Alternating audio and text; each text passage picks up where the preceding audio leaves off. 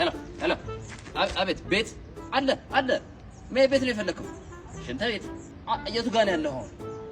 እሺ ወደ ግራ ግባና እዛ ጋር ኮሚሽን ላክ ሄሎ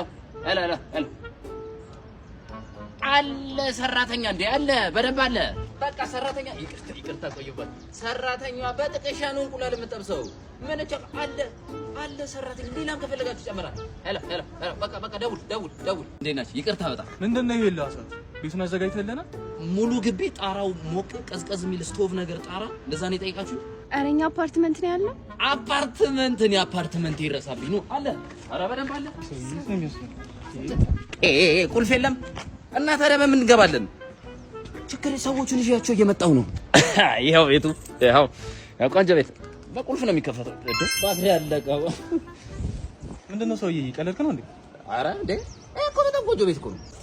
በጣም ቆንጆ ቤት ነው እናንተ እዚህ ጋር ብትተኙ ልጆች እዚህ ጋር ይተኛሉ እዚህ ጋር ፓርኪንግ ምናምን ማድረግ ትችላላችሁ በእናትሽ ሰውዬ ይቀለላል አይደለም ባሪ ሰይሌ ተራምዳችሁ ነው የምታርፉት ባሪ ሰይሌ ተራምዳችሁ ይረፉ አለ ምን ይቤን ነው የሚፈልጉት ነገር ምን ይቤን ነው የሚፈልጉት አንተ ቀል ነው ያስከው ሰውዬ አረ ምንም ችግር የለም ትክክለኛ ኢንፎርሜሽን ነው የምነግራችሁ ባለ 2 መኝታ አፓርትመንት ነው የፈለኩት አሰማም እንዴ ባለ 2 መኝታ ቤት አለ ከ500 ብር በላይ ስትገበያዩ በአቢሲኒያ ባንክ ከከፈላችሁ የባለ 2 መኝታ ቤት አፓርታማ እጣ ውስጥ ትገባላችሁ በአቢሲኒያ የሞባይል መተግበሪያ ከ1000 ብር በላይ ስትከፍሉ ደግሞ 50000 ብር ሞባይል የአመት አንሊሚትድ ኢንተርኔት ላፕቶፕ ከዛ ደግሞ የ1000 ብር እጣ ውስጥ ትገባላችሁ ማለት ነው ይኸውላችሁ ምን መሰላችሁ ይኸውላችሁ ግብይታችሁን ስታደርጉ የአቢሲኒያ ሞባይል ባንክ ፖስ እና ኪውአር ኮድ ብቻ ይሁንልኝ በሉ እጣ ውስጥ ትገባላችሁ በቃ ደውሉልኝ